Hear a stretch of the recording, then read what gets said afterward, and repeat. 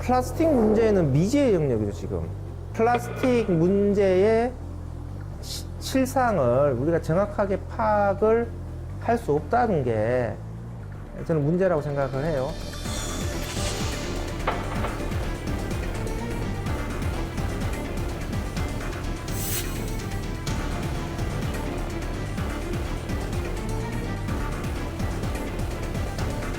일 마이크로미터, 100만 분의 1미터 이하의 미세 플라스틱을 우리가 나노 플라스틱이라고 이야기를 하는데요. 우리가 나노 플라스틱을 얼마만큼 흡수하는지를 알지를 못해요.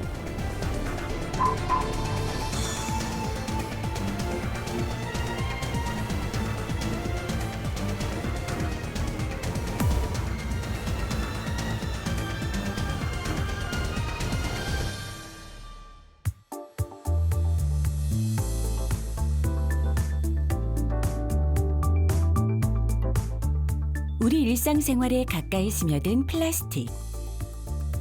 그 활용도가 정말 넓은데요. 우리가 자주 마시는 음료들을 담는 일회용 컵이나 그 외 다양한 용기들의 사용을 본다면 어느덧 플라스틱은 일상생활의 한 부분이 되었습니다. 네, 사무실에서 마신다고 해도 급한 일이 있을 때 쉽게 움직일 수 있게 이렇게 일회용 컵에 먹고 있어요. 사실 귀찮잖아요. 텀블러 같은 경우에 매번 씻어서 가지고 다니고 그래야 되는데 일회용 컵을 사용하면 간단하고 재활용으로 버리기만 하면 되니까 잘 사용하지 않게 되죠.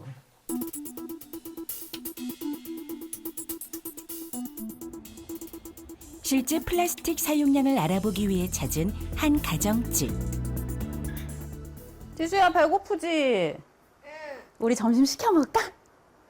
뭐 먹고 싶어? 족발. 족발? 어디 족발을 시켜 먹을까? 그 뒷발 있네. 아빠. 앞발이 부드러워요. 주중에 한두 번, 주말에 한두 번 해서 두세 번 정도는 시켜 먹는 것 같아요. 전에는 배달 잘 안 시키고요. 주로 나가서 먹었거든요. 외식의 맛이 있어서. 근데 지금은 다른 사람 만나는 것도 겁나고 코로나도 두려워서 배달 많이 시켜 먹어요. 코로나 팬데믹 이후 일반 가정에서도 배달 음식을 시켜 먹는 것이 일상이 되었습니다. 그 때문인지 배달 용기로 제공되는 플라스틱 용기의 처리량도 늘어났는데요. 재활용을 위해 세척은 필수라고 합니다. 과연 한 번 주문에 함께 오는 플라스틱 용기의 양은 얼마나 될까요?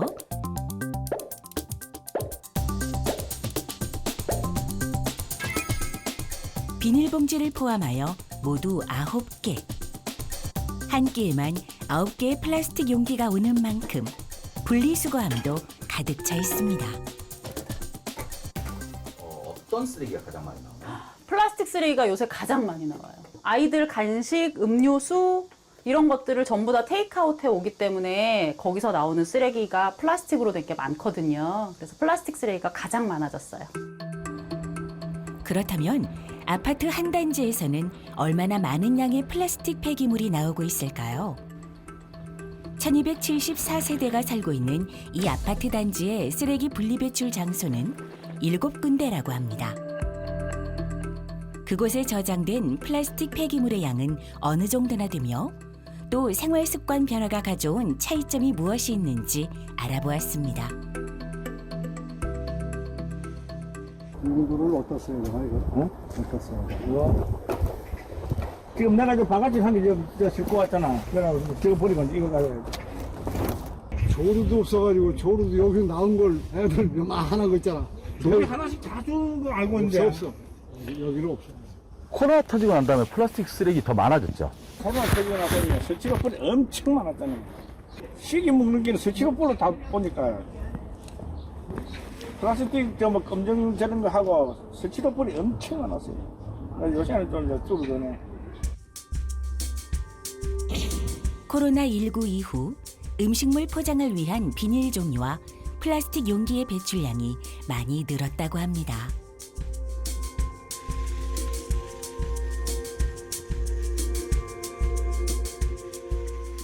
어제 분리수거하고, 화요일날 분리수거를 해가지고 수요일날 가져가거든. 이거 가져가잖아, 여기다 아니, 지금. 가져가야지. 이게 지금 몇 개나 나와요?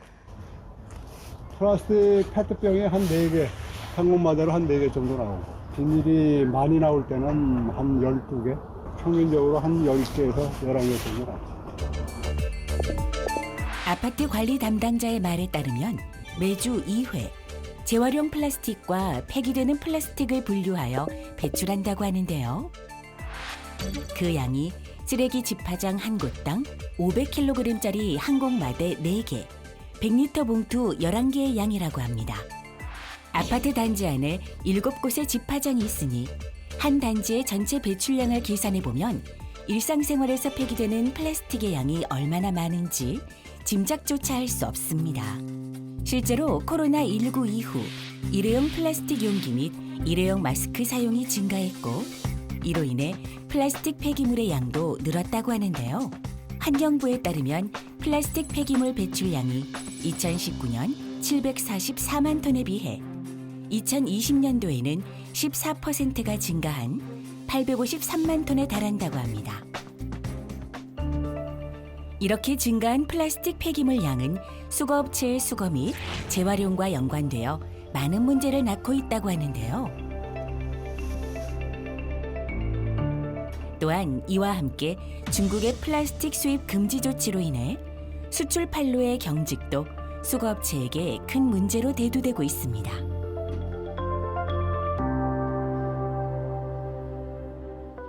배출 비용은 늘어나고 재활용품은 떨어지고 가격이 요즘 없어요. 이렇게 재활용 선별장이 없어요. 수출길이 막히고 또 뭐 제품도 많이 우리나라에서 안 만들고 그러니까 조그만 영세업체들이 많이 지금 문 닫는 이유가 일거리가 없다는 게 그거잖아요.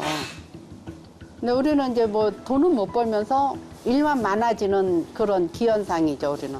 일을 많이 하면 돈도 많이 벌어야 되는데 일만 많이 할 뿐이지 돈은 못 버는 거야. 선별장으로 이동한 플라스틱 물건들은 다시 한번 분리 과정을 거치는데요. 재활용으로 수거한 플라스틱들도 이 과정에서 폐기물로 처리되는 경우가 많다고 합니다.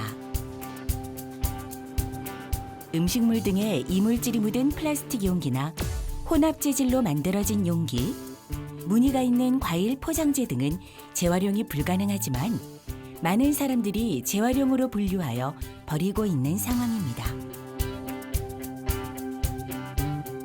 이는 재활용되고 있다고 알려진 일회용 컵에서도 나타나고 있는 문제인데요.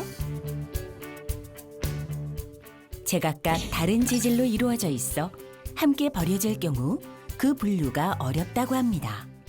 플라스틱을 재활용하려면 같은 재질의 플라스틱만 모아서 그 재생 원료를 만들어서 그 용도로 사용을 해야 되는데 플라스틱의 종류가 굉장히 많고 그리고 심지어 어떤 플라스틱은 여러 재질이 서로 겹쳐져 있는 이런 다층 구조의 복합 재질이거든요.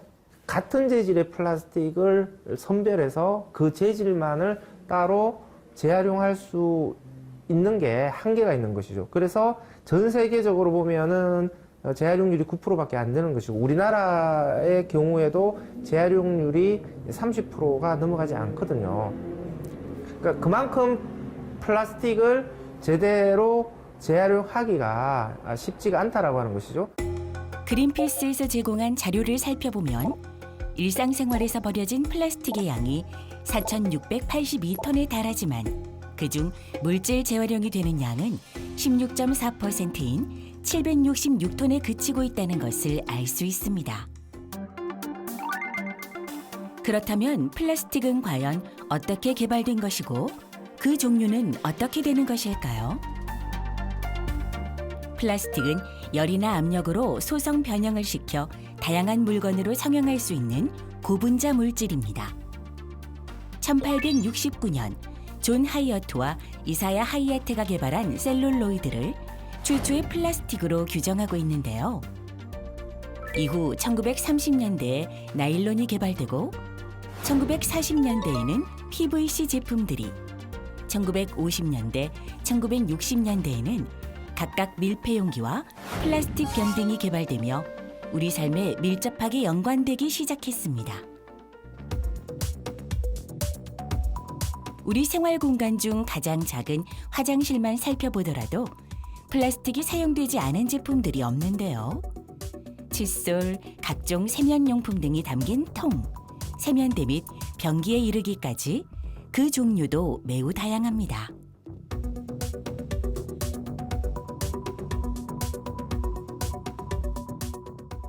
석유에서 추출한 고분자 물질들은 다 플라스틱이라고 할 수가 있는 것이죠. 우리 안경도 요즘 플라스틱으로 만드는 것이고, 요즘 이빨 때울 때 쓰는 레진 같은 경우에도 플라스틱인 것이고, 자동차 타이어도 플라스틱이고, 신용카드도 플라스틱이고, 마스크도 플라스틱이고, 플라스틱이 사용이 되지 않는 곳을 찾는 게 훨씬 더 빠르겠죠. 2019년 정도 기준으로 보면은 전 세계적으로 연간 생산되는 양은 4억 6천만 톤 정도로 봐요.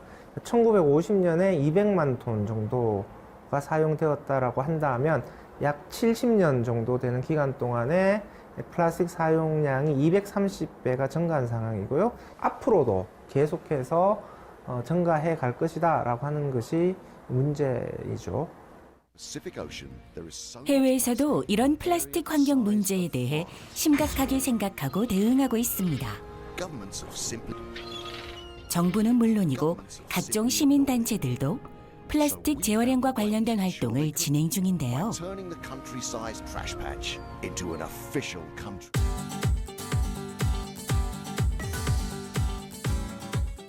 프레셔스 플라스틱 운동이라고 하여 폐플라스틱들을 재활용하는 방법을 무료로 제공하고 있습니다.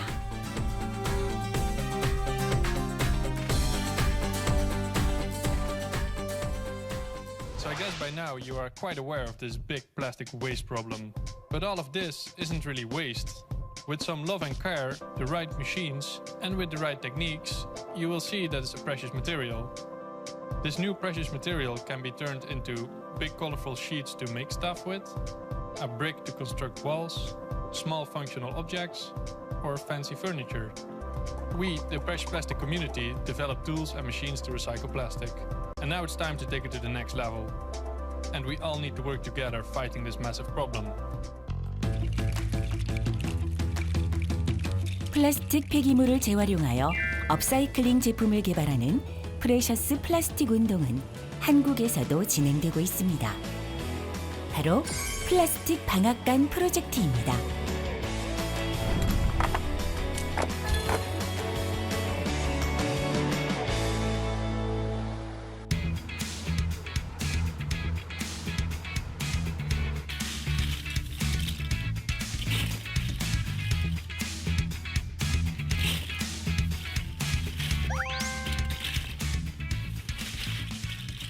여기는 플라스틱 방앗간입니다. 뭐 하는 공간인가요? 플라스틱 방앗간은 서울환경연합의 자원순환 프로젝트이자 캠페인인데요. 저희는 시민분들이랑 재활용이 되지 않는 작은 플라스틱을 모아서 업사이클 물건을 만들어냅니다. 단순한 쓰레기로만 인식되는 작은 플라스틱들을 새로운 제품으로 만들어내는 캠페인 활동으로 2020년 7월 시작하여 3개월 동안 약 병뚜껑 130만 개, 무게로 따지면 약 4,000kg에 달하는 플라스틱을 재활용하여 새로운 제품을 만들어냈다고 합니다. 플라스틱 쓰레기가 굉장히 많이 늘었고 이 사실을 시민들에게 알리고 플라스틱 문제 해결을 조금 더 같이 해볼 수 있어야 되겠다라고 하면서 이 프로젝트를 시작하게 되었습니다. 플라스틱 재활용 과정은 다음과 같은데요. 색깔별로 분류해 잘게 분쇄하는 과정을 시작으로 열을 가해 분쇄한 플라스틱을 녹입니다. 이후 금형틀에 넣어 모양을 찍어내면 업사이클링 제품을 완성할 수 있습니다. 앞으로의 목표는 플라스틱 방앗간에 참여하시는 시민분들이 조금 더 늘어날 수 있도록 이러한 활동을 하는 다양한 곳들을 조금 지원하는 게 저희의 목표입니다. 그래서 플라스틱 쓰레기 문제를 같이 해결하고자 하는 움직임들이 많이 늘어나서 사회나 소비 문화를 변화시키는 것이 저희의 최종적인 목표입니다.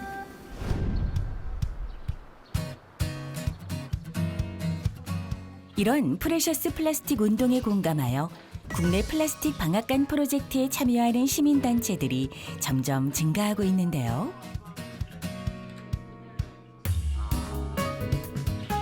플라스틱을 수거하는 것을 도와주는 공간이 있는가 하면 수거된 플라스틱을 작업할 수 있는 공간과 구매할 수 있는 공간을 제공하는 단체들도 있습니다. 수거 공간 70곳, 작업 공간 21곳, 구매 공간 5곳으로 전국에 총 96개의 공간이 플라스틱 방앗간 프로젝트에 참여하고 있습니다. 또한 유명 연예인을 비롯하여 많은 시민들도 노 플라스틱 운동, 제로 웨이스트 운동 등에 참여하며 플라스틱 폐기물 배출량을 줄이고자 하는 노력을 보여주고 있습니다. 이러한 노력들은 각종 SNS를 통해 많은 사람들에게 공감을 이루어내고 있습니다. 이런 일반인들의 노력 외에 사회 구조적으로 플라스틱 배출량을 줄이기 위해 필요한 것은 무엇인지, 또 플라스틱 소비 경제 체제는 어떻게 갖추어야 하는지 전문가를 통해 알아보았습니다. 태울 때는 다이옥신과 같은 유해 물질이 배출되는 것이고 잘못 투기되면은 썩지 않은 상태로 이제 전 세계를 돌아다니면서 이제 미세 플라스틱 문제를 야기를 하는 것이죠. 이 문제를 해결하기 위해서는 불필요한 플라스틱 사용량은 줄이면서 플라스틱 재활용을 통해서 재생원료의 공급량이 확대되는 이런 체계를 만들 필요가 있는 것이죠. 그러니까 이런 시스템을 만들어 가자라고 하는 것이 플라스틱 순환 경제입니다. 기존의 생산, 소비, 폐기의 과정이 아닌 생산, 소비, 회수, 재활용의 과정을 거치는 시스템이 필요하다는 것인데요.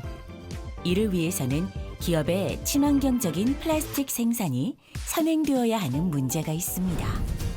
여기 이러한 친환경 제품 생산에 동참하고 있는 회사가 있습니다. 수많은 노력을 통해 지금의 친환경 제품을 개발하여 생산하고 있는 회사라고 하는데요. 여기가 뭐 어떤 걸 만드는 거죠? 저희는 바로 이것을 만듭니다. PTP 포장되어 있는 알약 포장지를 보고 계신 거고요. 여기에 사용되는 그 투명한 포장 시트를 만드는 회사입니다. 이 알약 포장재는 대부분 PVC를 사용하지만 저희는 친환경 페트로 제작을 한 겁니다. 재활용에 있어 그 공정이 까다로운 PVC 소재 대신 재활용이 용이한 PET 소재를 활용하여 알약 포장재를 제작하고 있다고 합니다. 또한 PVC 소재의 경우 다른 플라스틱과 함께 소각 시 다이옥신과 그 외 유해 물질들이 발생한다고 하는데요. 소각장에서 발생한 다이옥신이 물, 토양에 섞여 인체에 흡수되면 심장질환 등 다양한 질병을 일으킨다고 합니다. 이와 같은 문제를 줄이기 위해 개발한 것이 바로 이 PET 알약 포장재라고 하는데요. 지금도 원재료 상태를 매번 확인한다고 합니다. 이게 페트 원료인데요.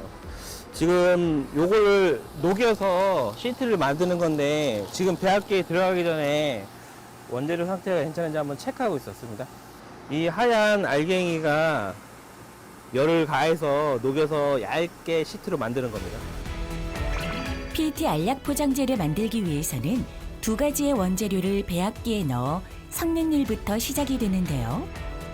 배합된 원료는 건조 후 가열하여 이물질을 제거한 뒤 압착과 제형 과정을 거쳐 투명한 알약 포장재로 제작됩니다. 또한 이 외에도 들어가는 특별한 원료가 있다고 합니다. 여기 오시면 안 되는데? 이게 저희 그 핵심 원료를 보관하는 장소라 이거는 따로 보여드리기 좀 어려워요. 여기 써있잖아요. 대비라고. 제작진의 끈질긴 부탁으로 그 핵심 원료를 보여주시기로 하셨는데 자, 한번 보여드릴게요. 한번 보세요. 그 핵심 원료의 모습이 기존 원재료와 크게 다르지 않아 보입니다. 이 4가지 원료를 만들기 위해서 저희가 수없이 많은 실패를 했고요. 요게 우리 회사의 사활을 걸 만큼 4년 동안 정말 노력해서 만든 핵심 원료입니다. 페트 원재료가 1톤 들어가면 저희 비법 원재료가 딱 1kg만 들어갑니다. PET 원료 1톤에 핵심 원료가 1kg 비율로 0.1% 첨가가 된다고 하는데 첨가된 핵심 원료는 특별한 기능을 한다고 합니다. 이게 같은 페트 원료로 만든 알약 포장재인데요. 요게 이제 비법에 안 들어간, 요게 비법이 들어간 겁니다. 확인을 위해 실제로 비교를 해보았습니다. 힘을 좀 뜯는다 하면 찢어지고 맙니다. 이렇게 만들어진 알약 포장재는 완성을 위해 모양 변형 공정을 거치는데요. 석연검명을 통해서 알약을 넣을 수 있는 부분 모양을 만들어주는 과정입니다. 저희부터 드세요. 제가 이제 주로 이제 제약 쪽에는 알약만 진행하고 있고요. 이제 뭐 건전지나 아니면 화장품 뭐 여러 종류의 블리스터 포장이 다 진행되는 가능한 설비입니다. 실링한다 그러죠. 그래서 실링 접착을 하는 거예요. 그럼 여기서 안 되는 이제 우리가 페트하고 이게 저 알루미늄 그냥 딱 접착이 된 그. 예. 접합이 된다고 보시면 돼요.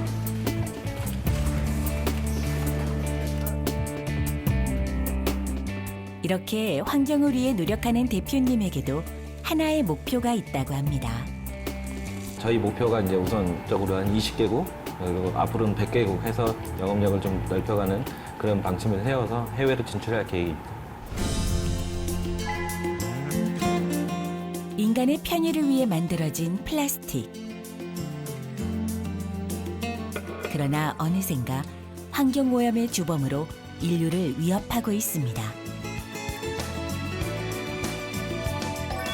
이런 상황에 많은 시민단체와 기업들이 수많은 노력을 기울이고 있지만 우리의 관심 역시 필요한 때입니다.